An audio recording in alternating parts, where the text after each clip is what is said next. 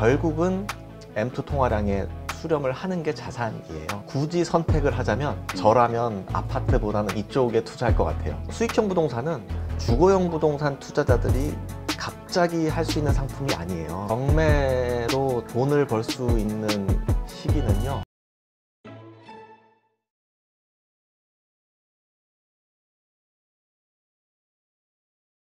요즘 그 많은 청년층에서는 그 아예 그냥 자포자기하고 사는 층들이 점점 증가하고 있다, 이런 뉴스들이 많이 나오더라고요. 네. 지금 올라간 집값 혹은 지금의 여러 가지 그 경제 상황, 그 다음에 내가 일하면서 받게 될 돈, 월급 혹은 내가 가지고 있는 자산, 이런 것들을 따져봤을 때는 미래가 별로 안 보인다. 그냥 현재를 즐기면서 그냥 살다가 간다. 뭐 이런 생각을 하는 사람들이 늘어나고 있다라는 뉴스를 본 적이 있는데, 우리 달천 정민호 대표님은 처음에 제가 말씀 듣기로는 1,500만 원의 돈 가지고, 물론 2003년이죠. 네. 21년 전이니까 1,500만 원의 돈 가지고 이제 자산을 불려나가는 그 일을 시작하셨다고 하는데, 지금 자산이 뭐 거의 100억 가까이 되신다고 제가 말씀을 들었어요. 엄청난 건데 어떻게 이러한 결과를 만드셨는지 좀 간략하게 좀 설명 좀 해주시죠. 답변에 앞서서 부채 포함입니다. 부동산에는 그 부채가 있으니까. 네네네, 그걸 좀 말씀드리고 싶고요. 저는 그 말씀하신 걸 충분히 공감을 해요. 왜냐하면 제가 그때 이제 월드컵하고 막 요때 전세 1,500짜리를 살면서 제가 그랬거든요. 정말 뭐 하루하루가 사라지는 거죠. 그냥 내일이 없고요, 희망도 없고. 그 당시에 제가 월급이 300만 원이 채 안 됐어요. 네. 200 몇십만 원을, 그것도 이제 주말 근무를 다 해서 풀로 채워서 그렇게 해서 이게 받았기 때문에, 아, 이렇게 사는 게 뭐 의미가 있나? 이제 그런 생각을 했고, 충분히 이해합니다. 근데 이제 어느 날 운이 좋았던 것 같아요. 이렇게 살다가 죽느니 죽기 전에 뭐라도 한번 해보고 죽자. 이제 이런 억울한 마음이 드는 거예요. 네. 20대 후반에 그냥 뭐 아무것도 안 하고 포기하면 너무 아깝잖아요. 그렇죠. 그래서 뭐 할 게 없나 보다가 주식은 왠지 너무 위험해 보였고요. 뭐 채권은 말 자체가 무슨 말인지 이해도 가지 않았고, 그 부동산은 왠지 싸게만 살면 마진을 조금 붙여서 팔 수 있을 것 같은 거예요. 그래서 이제 경매란 거를 이제 시작을 했죠. 근데 이제 운이 좋게도 일단 투자 대상이 부동산 베이스로 제가 시작을 했는데, 어떻게 보면은 이제 결과론적으로만 봤을 때는 뭐 자산이 늘어난 게 맞습니다. 근데 그게 제 실력도 물론 있겠지만 저는 더 큰 이유가 있다고 생각을 합니다. 뭐죠? 제가 아까 말씀하신 게 2003년, 4년이면 벌써 지금으로부터 20년 전이지 그렇죠. 않습니까? 20년. 까마득하네. 네, 그러면 짜장면 값을 그때 생각을 해보시면요, 그때 뭐 한 2,000원 내외 했었을 거예요. 지금은 평균 짜장면 가격이 한 7, 8천 원 정도는 그렇죠. 할 한 겁니다. 8,000원 할 거예요. 네네. 그래서 이게 인플레이션에 대한 그런 효과 때문에 자산이 늘어난 것도 있어요. 아, 그러니까 돈의 가치가 그만큼 떨어졌다. 물론입니다. 물론 잘한 게 있다면 그 돈 가치 하락을 이제 믿고 베팅을 한 거죠. 그래서 저는 제가 빌린 돈, 경매라고 하면은 이제 뭐 대출도 활용할 수 있고 또 추가로 임차인의 보증금도 활용할 수 있고 한데, 그런 레버리지에 대한 돈도 인플레이션에 따라 녹는다고 봤어요. 그러다 보니까 좀 투자하기가 좀 수월해졌고요. 그러니까 부채를, 대출을 받는 게 무섭지가 않았다. 그 당시에는 그랬습니다. 물론 그렇다가 최근 이제 코로나로 인해서 뭐 아시다시피 고금리가 급작스럽게 오면서 저도 위기를 맞았죠. 물론 다행히도 많이 좀 해지를 해놨기 때문에 겨우 버틸 수 있었지만, 풀레버리지를 제가 막 그렇게 권유하는 것은 아닙니다. 하지만 내가 정말 코너에 몰려 있고 지금 어떤 희망이 보이지 않는다고 하면 한 번쯤은 베팅을 해야 되는 시기가 오지 않나 싶어요. 네. 그러면 이제 이렇게 생각하시는 분이 있을 것 같아요. 아니, 그때는 뭐 지금 돌아보니까 네. 부동산 가격이 엄청 쌌을 때고 자산 가격이 낮았을 때니까 가능했던 얘기지. 이렇게 뭐 집 한 채 뭐 10억이니 뭐 30억이니 있다는 소리가 나오는데 여기서 얼마나 더 오르겠느냐. 그리고 이거 살려면 이제 예전에는 10년 모으면 됐지만 나 이제 30년, 40년을 모아야 되는데 이게 되겠냐. 아예 자포자기 할 마음이 생기잖아요. 아직도 부동산 쪽에서 경매 같은 것들로 인해서 투자로 돈 벌 기회가 있다고 보시나요? 그렇습니다. 일단 결론부터 말씀드리면, 그런데 이유를 말씀을 드리면, 그런 말씀은 늘 있었어요. 음. 저희 정말 조금 뭐 다른 얘기긴 한데 뭐 하나 이제 예를 들면 불과 한 3년 전에요. 제 지인이 아주 무리했어요. 매우 무리를 했습니다. 무리를 해서 강남 3구에 이제 전세를 끼고 한 단지를 매입을 했습니다. 그때가 한 대표 단지였기 때문에 매우 비쌌어요. 뭐 네. 있는 뭐 금액까지 말씀드리면 한 34억 정도에 매입을 했는데 어. 불과 한 2년 반 전이에요. 근데 지금 한 40억 이하로는 살 수가 없거든요. 그래요. 예, 근데 그 짧은 2년 반 동안 부침이 계속 있었습니다. 막 역전세도 오고요. 물론 계속 우리가 짧은 시간에도 계속해서 막 이 친구도 이거 왜 샀을까 후회하는. 후회도 하고, 왜냐면은 막 비트코인도 막 미친 듯이 올라가고 비교되는 자산들이 늘 눈에 보이거든요. 그렇죠. 그러다 보니까 이제 후회를 또 하는 거죠. 그런데 이제 최근 들어서야 이제 막 10억 이상씩 오르는 걸 보면서 이제 안도를 하는. 근데 이거는 비단 그 친구뿐만이 아니라 대부분의 사람들이 겪는 거예요. 그래서 너무 이거를 이제 단기적으로 보면 계속 업다운이 있기 때문에 좀 심리적으로 힘들 수 있겠지만, 이걸 좀 장기적으로 쭉 늘려보면 결국은 M2 통화량에 수렴을 하는 게 자산이에요. 네. 그러면 내가 돈이 없어. 그러면 내가 할 수 있는 한 그 최선의 금액대의 자산을 취득해서 그거를 계속해서 사고 팔고 하는 그런 과정이 필요해요. 네. 물론 파는 게 쉽지가 않습니다. 사는 거는 쉬워도요, 파는 거는 쉽지가 않아요. 그렇죠. 그렇죠? 그래서 매입 단가를 낮추는 거를 추천을 드려요. 그러니까 좀 쌀 때 사자. 쌀 때 경매라는 수단을 통해서 더 싸게. 그러면 팔리지 않아도 됩니다. 이 말뜻이 더 중요한 거예요. 내가 억지로 팔려고 하면요, 제값을 받을 수도 없고요. 즉 보통 금매를 내놔야 되니까. 그렇죠. 그리고 운 좋게 판다고 해도 세금 떼고 나면 얼마 남지도 않아요. 네, 그렇기 때문에 팔리지 않아도 괜찮을 정도의 마지노선을 정해두시고, 저 같은 경우는 뭐 전세가보다 낮게 낙찰을 받는다든지, 뭐 팔리지 않아도 월세를 받기만 해도 수익률이 나온다든지, 이런 식으로 투자를 하거든요. 그러다 보면 시간이 자연스럽게 흘러가 있고, 그때 내가 정말 팔고 싶었던 가격보다 가만히 있는데 더 높게 판 경우가 더 있더란 말이죠. 네. 그래서 좀 시간의 흐름을 믿고 너무 이런 일희일비하지 않으셨으면 좋겠어요. 그러니까 경매라는 수단을 통해서도 지금이라도 네. 돈을 벌 수 있는 기회는 있다. 충분히 있어요. 예, 제가 블로그에 계속 포스팅을 하고 있습니다. 근데 요즘 뭐 경매 물건도 뭐 사상 최대라는 표현을 쓸 정도로 뭐 급증하고 있다. 네. 그리고 또 상황이 안 좋아서 첫 번째 유찰되는 경우들이 많다. 뭐 이런 얘기들이 많이 나오거든요. 그래서 과연 경매로 돈이 벌릴 수 있을까? 이런 생각이 들긴 하는데요. 네, 그렇습니다. 경매로 돈을 벌 수 있는 시기는요, 많은 사람들이 들어와서 입찰자 수가 늘어나고 낙찰가율이 높아지는 시기가 아니라요. 반대로 그런 걸 지금 왜 해야 되지? 라고 생각할 때 낙찰 받으시는 게 더 안전해요. 그러니까 오히려 지금처럼만 물건이 급증하고 살 사람 없을 때. 네네, 그렇습니다. 그래서 제가 아까 초기에 말씀해 주신 그런 아무도 가지 않는 길에 부가 있었다라는 책에 제가 다 써놨는데, 저는 기본적으로 많은 사람들이 몰릴 때 오히려 투자를 하지 않거나 팔고요, 이렇게 사람들이 관심이 없을 때 경매로 속된 말로 주워오는 방식을 취하거든요. 뭐 예를 들면 아파트 시장으로 치면 불과 뭐 한 2022년 말에서 2023년 초, 요럴 때는 경매 시장에, 지금은 이제 아파트 입찰자 수가 많지만 그때는 거의 없었어요. 네. 다 단독 낙찰을 받았거든요. 이제 그런 식으로 역발상 투자를 좀 하시는 게 필요할 것 같습니다. 그렇다면 지금 시점이 바로 그런 시점이라고 보시나요? 아니면 아직도 조금 더 지나서 더 많이 안 좋아지는 시점이 올 거라고 예상을 하시나요? 그것도 부동산 종류별로 다르고요, 시기별로 다릅니다. 하지만 지금은 이미 서울 핵심지 그냥 마포 성동까지도요 이미 많이 올라왔어요.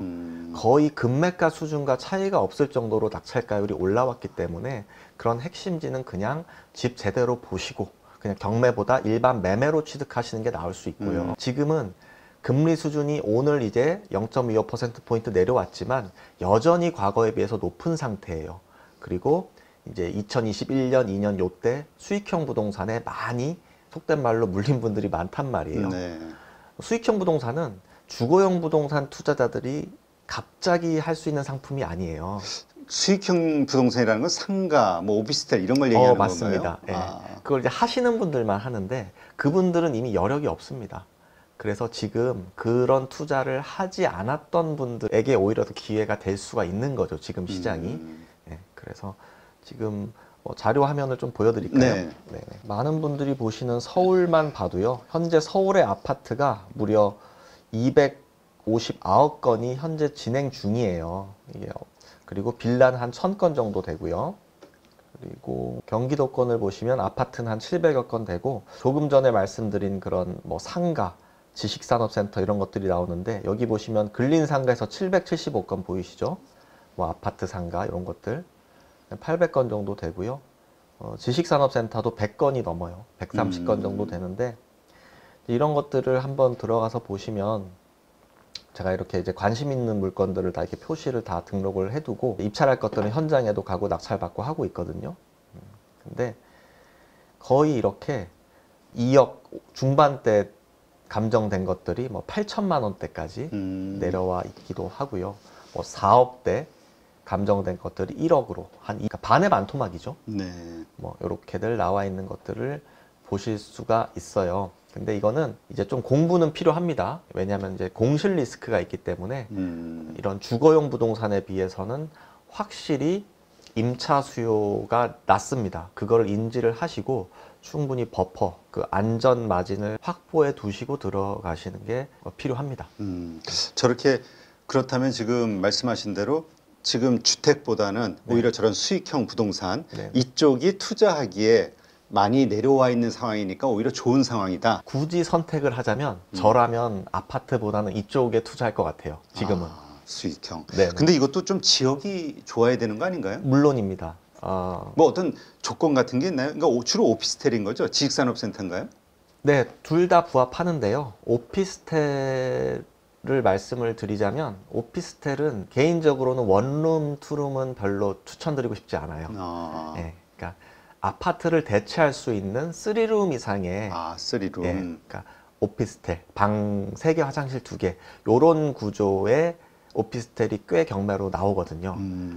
그 핵심은 아파트 수요를 대체할 수 있어야 된다는 겁니다. 그랬을 때 어느 정도 의미 있는 수준의 수익률을 얻으실 수가 있고요. 이제 두 번째는 뭐 상가, 뭐 지식산업센터, 뭐 분양형 호텔 이런 것들인데, 이런 것들은 저는 초보자분들께는 권하고 싶지는 않습니다. 왜냐하면 상당 부분 조금 공부가 필요한 부분이기도 하고, 하지만 그래도 하고 싶다 하시면 그냥 특별시 하시면 돼요.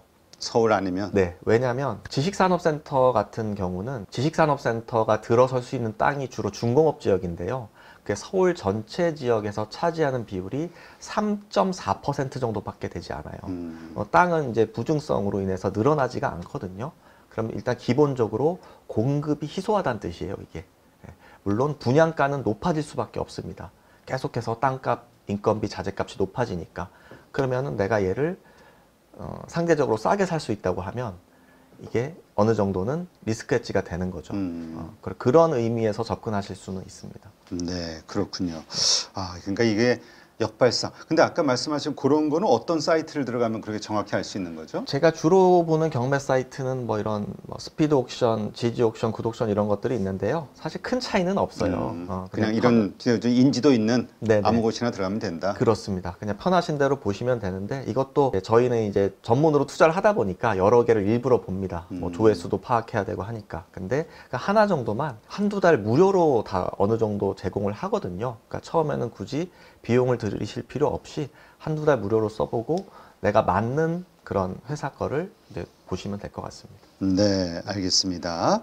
근데 어떻습니까? 지금 경매 시장 상황도 아까도 말씀드렸지만 그 뭐 최대로 지금 주택 같은 경우 쌓여 있다라고 하는데, 그러니까 어쨌든 이건 근데 말씀 들어보니까 역발상으로 그래 이건 그걸 가지고 있는 분들 입장에서 이게 정말 괴로운 건데 처리 못하는 상황에서 이거를 살려고 하는 사람들에게는 정말 좋은 기회일 수도 있겠네요. 그렇습니다. 그래서 늘 이게 상대적인 것 같아요. 좀 무리하게 제가 특히 수익형 부동산은 서울 외에 경기권은 좀 조심하시란 말씀을 지난 몇 년 전부터 계속 이렇게 방송에서 불러주실 때마다 말씀을 드렸거든요. 네. 그런데 이제 욕심이 나는 거죠. 왜냐하면 그 당시에는 계속해서 올라가는 상황이었기 때문에 이제 욕심이 날 수는 있어요. 근데 이제 문제는 투자자보다는 이런 투자를 그동안 전혀 그쪽에 관심이 없었던 초보자분들이 많이 물렸다는 게 지금 문제예요. 아, 네, 그래서 좀 안타깝긴 합니다.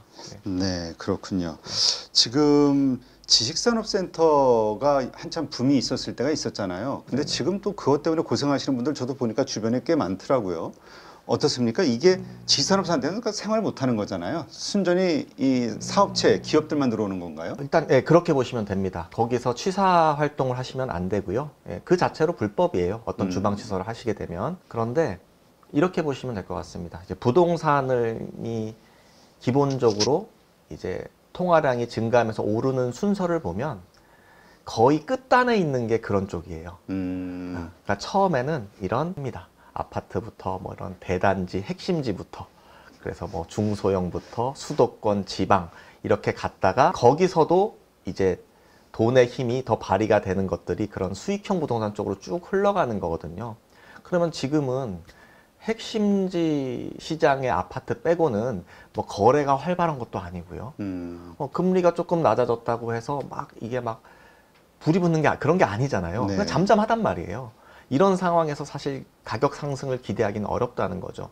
하지만 우리가 투자자 입장에서 봤을 때, 그럴 때는 현재 금리 수준의 추세가 중요해요. 추세를 이제 상방으로 보신다면, 더 이상 미국도 지금 뭐 장기 국채 풀린 양도 많고 장기적으로 금리가 오르기 어렵다고, 금리가 내려가기 어렵다고 보면 이제 투자를 줄이셔야 되는 게 맞고요. 그렇죠. 예, 근데 이자가 계속 나갈 테니까. 그렇죠. 더. 근데 저는 적어도 미국은 모르겠지만 우리나라는 지금 아까 말씀드린 대로 실물 경제가 너무 좋지 않기 때문에 환율보다는 이런 부동산에 대한 리스크보다는 가격 금리 인하를 조금 할 수밖에 없는 그런 시점이지 않나 싶어요. 그러니까 2025년에도 추가 금리 인하가 있을 겁니다. 그러면 아까 말씀드린 대로 그런 추가 금리 인하에 대한 부분은 이런 아파트 시장보다 수익형 부동산 시장에 미칠 확률이 높다는 거죠. 그랬을 때 현재 시점은 충분히 고려할 만한 시기가 된다. 이렇게 네. 보시면 될 것 같습니다. 자, 그렇다면 일단 뭐 오늘 지금 중점적으로 얘기하고 있는 거는 이런 수익형 부동산, 그러니까 오피스텔, 그러니까 주로 뭐 제가 조금 전에 들은 바로는 적어도 방이 한 3개 이상 되는 그런 오피스텔, 서울권이면은 뭐 괜찮다. 네네. 네, 이렇게 이해가 되는데 어쨌건 경매할 때 그래도 조심해야 되는 것들이 여러 가지가 있잖아요. 네. 그래서 잘 모를 경우에는 또 그런 것들이 되게 두려움이 되기도 하니까 어떤 것들을 조심해야 됩니까? 요즘에는 워낙 경매가 대중화가 돼서요. 여러분들께서 주로 하시는 아파트, 오피스텔 이런 것들은 사실 큰 리스크가 없어요. 근데 이거를 자꾸 리스키하다, 어렵다고 해야지 뭐 이런 강의하시는 분들이나 이런 분들이 좋잖아요. 뭘 자꾸 쪼개서 팔아야 되고. 근데 경매는 그런 게 아니거든요. 이게 국가기관에서 되게 국민들을 위해서 쉽게 만들어 놓은 제도예요. 그래서 이런 것들을 좀 선입견을 버리시고 그냥 편하게 접근하시면 돼요. 요즘 유튜브 그냥 공짜 영상들 많거든요. 그런 것들 보시고 책 같은 거, 제가 한 3년 전에 쓴 왕초보도 바로 돈 버는 뭐 이런 부동산 경매 기술이란 검정색 책이 있어요. 이게 뭐 이제 경매 이런 스터디에서 뭐 교재로 활용되기도 한다고 하더라고요. 그래서 그런 책을 한 권만 정독해서 보시면 어느 정도는 아파트 빌라 이런 것들은, 오피스텔 이런 것들은 편안하게 하실 수 있습니다. 네네. 알겠습니다. 이러한 것들. 그러니까 자꾸 뭔가 우리가 뭐 집을 산다, 부동산을 산다 이게 아니라 네. 어쨌든 이 가지고 있는 자산을 최대한 활용할 수 있는 이런 경매라는 분야를 통해서 자산을 조금씩 불려나가다 보면은 네. 단위가 점점 커지면서 결국 우리 1,500까지 시작하셨지만 100억대 자산을 만드신 것처럼 해나갈 수 있다 누구나다. 그렇죠. 이제 한 번 시작하면 이게 멈출 수가 없거든요. 시작은 누구한테나 두렵습니다. 맞죠. 하지만 작은 것부터 시작을 하면 그 꾸준히 내 돈이 들어가면 관심을 갖지 말라고 해도 관심을 가질 수밖에 없거든요. 그런 것들을 좀 활용을 해보시면 좋겠습니다. 근데 요 금액과 관련해서 우리가 이제 한 번 유찰될 때마다 이렇게 팍팍 떨어지잖아요. 몇 프로씩 떨어지죠? 이제 뭐 그것도 이제 지역에 따라 다른데 서울은 다 20%씩 저감을 하고요. 이제 인천, 부천 이런 뭐 경기권은 30%씩 저감을 하는 법원이 많아요. 그래서 두 번만 유찰돼도 경기권은 뭐 100%, 70%, 49% 이렇게 떨어지는 거죠. 그렇다면 뭐 주택은 뭐 지금 그렇게 큰 메리트가 없다고 하셨으니까 이 오피스텔 같은 경우는 한 어느 정도 가격대면 아 이건 괜찮아라고 판단할 수 있을까요? 사실 이제 수익형 부동산인 투자가 어려운 이유 중에 하나가 가격 산정이 어렵다는 거예요. 시세 파악 자체가 쉽지가 않은 거죠. 네. 아파트는 뭐 실거래가도 많고요. 또 네이버 부동산 매물도 많으니까 그냥 1, 2분만 검색하면 바로 나오는데 수익형 부동산은 그렇지 않습니다. 그래서 저는 기준점을 수익률로 잡아요. 그냥 제가 원하는 수익률에 부합을 하면 매입을 하고요. 그렇지 않으면 매입을 하지 않는데 지역별로 차이는 있지만 저는 예를 들면 강남은 최소한 6%, 서울은 서울 비강남권은 7%, 수도권은 8%, 지방은 10% 이상 이런 식으로 저만의 기준이 있는 거죠. 그게 뭘 의미하는 거죠? 이 5, 예를 들어서 10%? 50만 원의 월세를 받는 오피스텔을 1억 원에 매입을 하면요. 네. 그게 6%가 되는 겁니다. 수익률이. 50만 원 곱하기 12 한 달 12달 그렇죠. 하면은 이제 600만 원이니까요.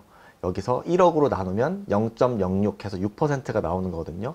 여기서 취득세 이런 부대 비용은 보증금이랑 상계를 한다는 가정하에 말씀을 드리는 겁니다. 이 수익률을 기반으로 해서 우리가 투자를 할 수 있어요. 계속해서 현금이 나오는 파이프라인을 만들어서 그런 것들이 또 모이면 그 위에 거를 또 만들어서 또 파이프라인을 만들고. 물론입니다. 투자는 이 현금 흐름이 없으면 쉽지가 않습니다. 네. 이게 하긴 뭐 워렌 버핏도 그 보험회사에서 들어오는 현금 가지고 계속 뭘 쓰고 있다고 들은 기억이 나서 네, 알겠습니다. 네, 오늘 정말 많은 분들 그 경매를 통해서 뭔가 자산을 늘리고 싶다 생각하셨던 분이라면 아마 많은 도움이 되지 않았을까 싶은데요. 하여튼 뭐 쉽진 않을 겁니다. 쉬운 게 있다면 뭐 다 누구나 다 돈 벌죠. 네, 그러나 가장 중요한 거는 또 용기가 아닐까. 내가 해보지 않은 것들에 대해서 도전하는 그 용기. 모르겠습니다. 하여튼 방송을 보신 분들 자신의 환경과 성향에 잘 맞춰서 네, 이러한 길도 있다라는 거 아시고 네, 잘 판단하시기 바랍니다. 자, 마지막으로 뭐 하실 말씀 있으시면. 예, 마지막으로 글쎄요, 제가 뭐 이런 내용이 도움이 좀 되셨으면 좋겠습니다. 왜냐하면 저도 이제 뭐 바로 옆에서 오긴 했지만 사실 그런 것 같습니다. 우리가 내가 보고 싶은 거, 내가 하는 투자만 옳다고 생각을 하기가 쉽잖아요. 특히 유튜브 같은 알고리즘이 저희를 그렇게 만들거든요. 근데 이게 받아들일 준비가 되어 있지 않은 상태에서 아무리 좋은 정보가 나한테 와도 그거는 그냥 아무것도 아닌 게 될 확률이 높습니다. 그래서 평소에 우리가 어떤 좋은 기회, 이런 좋은 정보를 받아들이기 위해서는 평소 준비가 되어 있어야 된다고 생각을 해요. 그래서 저는 추천드리는 게 매일 책을 읽으시고 쓰시고 운동하시고 이 세 가지는 기본이라고 봅니다. 그래서 네. 단 뭐 10분이라도 좋으니까 10분, 10분, 10분 하면 30분이면 되잖아요. 꾸준히 하시면 아무래도 좋은 기회를 맞이하는 그런 횟수가 많이 늘어날 거라고 생각을 합니다. 네, 알겠습니다. 자, 이제까지 아무도 가지 않는 길에 부가 있었다. 저자이신 달천 정민우 대표님 함께했습니다. 오늘 좋은 인사이트 고맙습니다. 네, 감사합니다.